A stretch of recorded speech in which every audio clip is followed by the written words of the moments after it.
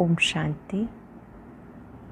आज 12 सितंबर 2021 के अव्यक्त मधुर महावाक्य हैं, जिनकी रिवाइज डेट है 19 मार्च 1988।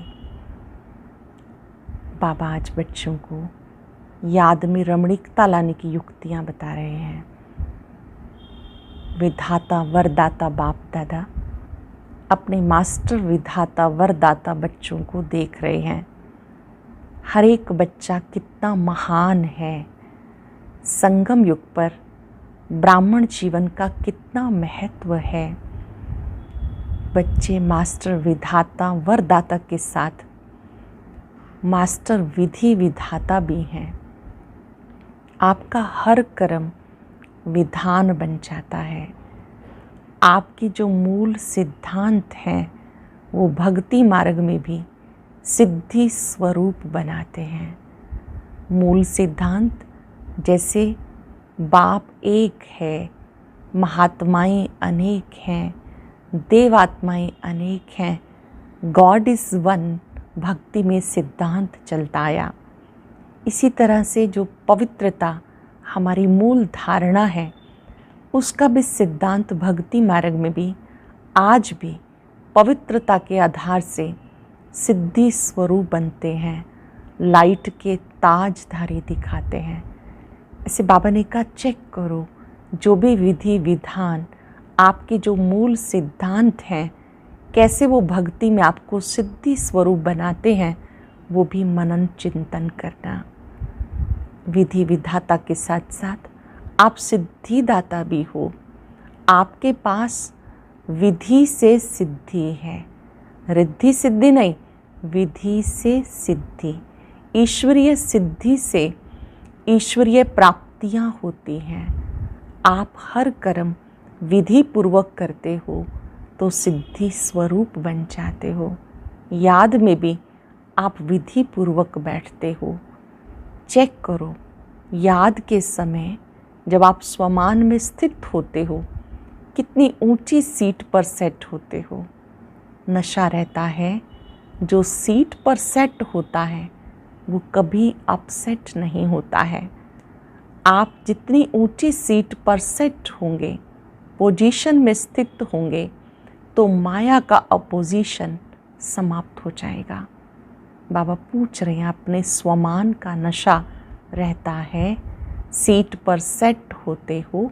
जैसे बैठते समय आप अपनी सीट सेट करते हो, कुर्सी पर बैठते हो, ऐसे बुद्धि को भी सीट पर सेट कर दो।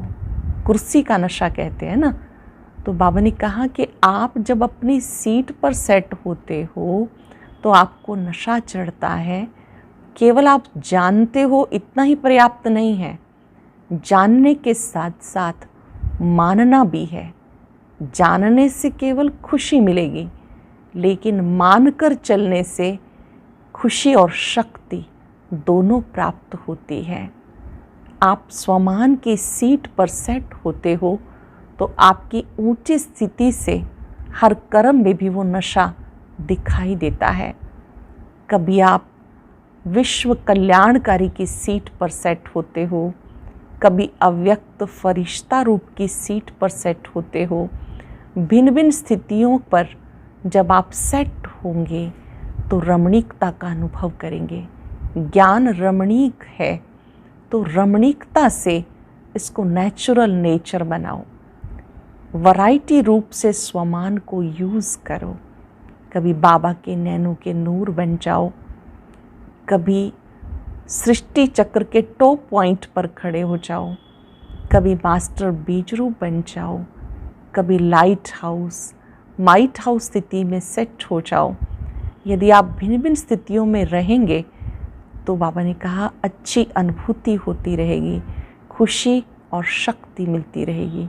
कोई कोई कहते हैं बस याद में बैठे तो नींद आ गई, और उनका थकावट की वजह के से नींद नहीं आती, लेकिन आप इसको रमणीकता से यूज़ नहीं करते हो। अगर आप रमणीकता से यूज़ करेंगे, नेचुरल नेचर बनाएंगे, तो वैरायटी में आपको खुशी का अनुभव होगा। निर्माणता महानता की निशानी है। इसलिए निर्माणता का गुण महान बनाता है।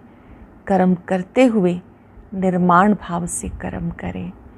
आज याद की भिन्न भिन्न स्थितियों का भिन्न भिन्न सीट पर बैठकर ऊंची स्थिति का अनुभव करेंगे बाबा की याद कितनी रमणीक है। याद को नेचुरल नेचर बनाएंगे। अब सुनते हैं मुरली विस्तार से।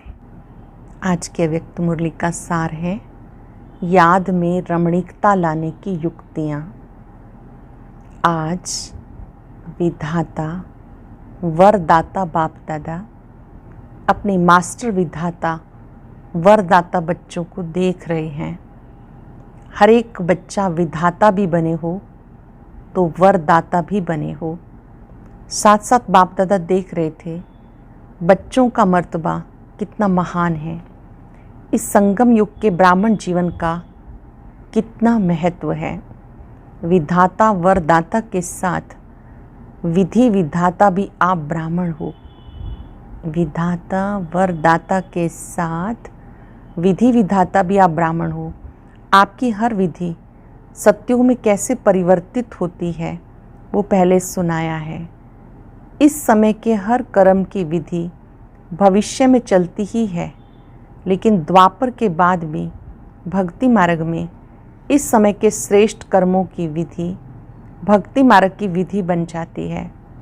तो पूज्य रूप में भी इस समय की विधि जीवन के श्रेष्ठ विधान के रूप में चलती है। और पुजारी मार्ग अर्थात भक्ति मार्ग में भी आपकी हर विधि नीति व रीति में चलती आती हैं। तो विधाता वरदाता और विधि विधाता भी हो। आपके मूल सिद्धांत सिद्धि प्राप्त होने के साधन बन जाते हैं। जैसे मूल सिद्धांत बाप एक है, धर्म आत्माएं महान आत्माएं अनेक हैं, लेकिन परमात्मा एक है। इसी मूल सिद्धांत द्वारा आधा कल्प आप श्रेष्ठ आत्माओं को एक बाप के द्वारा प्राप्त हुआ वर्षा सिद्धि के रूप में प्राप्त होता है। प्रारब्ध मिलना अर्थात सिद्धि स्वरूप बनना, क्योंकि एक बाप है, बाकी महान आत्माएं व धर्म आत्माएं हैं। बाप नहीं, भाई भाई हैं। वर्षा बाप से मिलता है, भाई से नहीं मिलता। तो इस मूल सिद्धांत द्वारा आधा कल्प आपको सिद्धि प्राप्त होती है।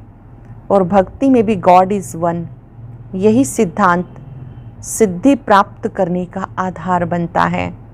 भक्ति का आदि आधार भी एक बाप के शिवलिंग रूप से आरंभ होता है, जिसको कहा जाता अव्यभिचारी भक्ति। तो भक्ति मार्ग में भी इस एक सिद्धांत द्वारा ही सिद्धि प्राप्त होती है कि बाप एक है। ऐसे जो भी आपके मूल सिद्धांत हैं, उस एक एक सिद्धांत द्वारा सिद्धि प्राप्त होती रहती है। जैसे इस जीवन का मूल सिद्धांत पवित्रता है, इस पवित्रता के सिद्धांत द्वारा आप आत्माओं को भविष्य में सिद्धि स्वरूप के रूप में लाइट का ताज सदा ही प्राप्त है, जिसका यादगार रूप डबल ताज दिखाते हैं। भक्ति में भी जब भी यथार्थ दिल से भक्ति करेंगे तो पवित्रता के सिद्धांत को मूल आधार समझेंगे और समझते हैं सिवाय पवित्रता के भक्ति की सिद्धि प्राप्त नहीं हो सकती है। चाहे अल्पकाल के लिए जितना समय भक्ति करते हैं उतना समय ही पवित्रता को अपनाएं, लेकिन पवित्रता ही सिद्धि का साधन है। इस सिद्धांत को अपनाते अवश्य हैं। इसी प्रकार हर एक ज्ञान का सिद्धांत व धारणा का मूल सिद्धांत बुद्धि से सोचो, हर एक सिद्धांत सिद्धि का साधन कैसे बनता है, ये मनन करने का काम दे रहे हैं। हर एक सिद्धांत सिद्धि का साधन कैसे बनता है, ये मनन करने का काम दे रहे हैं। जैसे दृष्टांत सुनाया, इस प्रकार से सोचना, तो आप विधि विधाता भी बनते हो, सिद्धिदाता भी बनते हो। इसलिए आज तक भी जिन भक्तों को जो जो सिद्धि चाहती है, वो भिन्न भिन्न देवताओं द्वारा भिन्न भिन्न सिद्धि प्राप्त करने के लिए उन्हें देवता की पूजा करते हैं। तो सिद्धिदाता बाप द्वारा आप भी सिद्धिदाता बनते हो, ऐसा अपने को समझते हो ना। सिद्धिदाता बाप द्वारा आप भी सिद्धिदाता बनते हो, ऐसा अपने को समझते हो ना।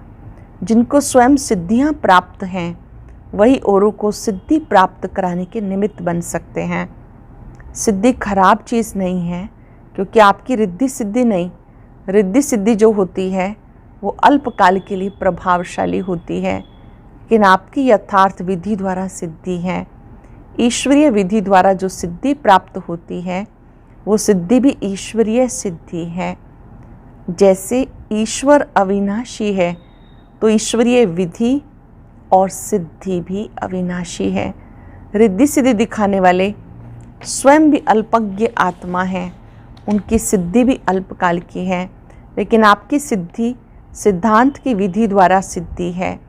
इसलिए आधा कल्प स्वयं सिद्धि स्वरूप बनते हो, आधा कल आपके सिद्धांत द्वारा भक्त आत्माएं यथाशक्ति तथा फल की प्राप्ति व सिद्धि की प्राप्ति करते आते हैं, क्योंकि भक्ति की शक्ति भी समय प्रमाण कम होती आती है।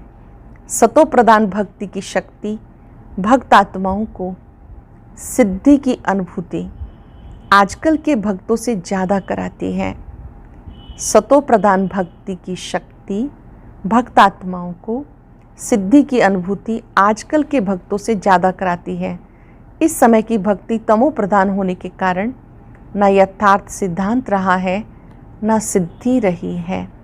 तो इतना नशा रहता है कि हम कौन हैं। सदा श्रेष्ठ स्वमान की स्थिति की सीट पर सेट रहते हो। कितनी ऊंची सीट है।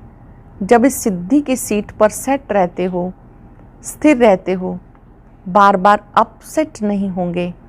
ये पोजीशन है ना, जब आप स्थिति की सीट पर सेट रहेंगे, स्थित रहेंगे, तो कभी अपसेट नहीं होंगे, अस्थिर नहीं होंगे। ये पोजीशन है ना, कितना बड़ा पोजीशन है। विधि विधान सिद्धिदाता। तो जब इस पोजीशन में स्थित होंगे तो माया अपोजिशन नहीं करेगी, सदा ही सेफ रहेंगे। अपसेट होने का कारण ही ये है, अपनी श्रेष्ठ स्थिति की सीट से साधारण स्थिति में आ जाते हो। याद में रहना व सेवा करना एक साधारण दिनचर्या बन जाती है। याद में बैठते हो तो अपने कोई ना कोई श्रेष्ठ स्वमान की सीट पर बैठो। अटेंशन से सुनेंगे। जब भी याद में बैठते हो अपने कोई ना कोई श्रेष्ठ स्वमान की सीट पर बैठो। सिर्फ ऐसे नहीं कि याद के स्थान पर, चाहे योग के कमरे में, चाहे बाबा के कमरे में बेड से उठकर बैठ गए व सारे दिन पर जाकर बैठ गए, लेकिन जैसे शरीर को योग्य स्थान देते हो वैसे बुद्धि को स्थिति का स्थान दो। जब आप बैठते हैं तो शरीर को भी सही चेयर पर या नीचे आसन पर बैठते हैं, ऐसे बुद्धि को भी श्रेष्ठ स्थान दो। पहले चेक करो बुद्धि को स्थान ठीक दिया तो ईश्वरीय नशा सीट से स्वतः ही आता है। आजकल भी कुर्सी का नशा कहते हैं ना। आपका तो श्रेष्ठ स्थिति का आसन है। कभी मास्टर बीज रूप की स्थिति के आसन पर सीट पर सेट हो जाओ, कभी अव्यक्त फरिश्ते की सीट पर सेट हो जाओ, कभी विश्व कल्याणकारी स्थिति की सीट पर सेट हो जाओ। ऐसे हर रोज़ भिन्न भिन्न स्थिति के आसन पर सीट पर सेट होकर बैठो। अगर किसी को भी सीट सेट नहीं होती है, हलचल करते हैं ना, कभी ऐसा करेंगे कभी वैसा करेंगे, तो ये बुद्धि भी हलचल में तब आती जब सीट पर सेट नहीं होते। जानते तो सब हैं कि हम सब ये हैं। अगर अभी ये पूछे कि आप कौन हैं तो लंबी लिस्ट अच्छी निकल आएगी। लेकिन हर समय जो जानते हो वो अपने को मानो। सिर्फ जानो नहीं, मानो, क्योंकि जानने से सूक्ष्म में खुशी तो रहती है, हाँ मैं ये हूँ, लेकिन मानने से शक्ति आती है। मोस्ट इम्पॉर्टेंट थिंग, केवल जानना ही नहीं, उसको मानना है।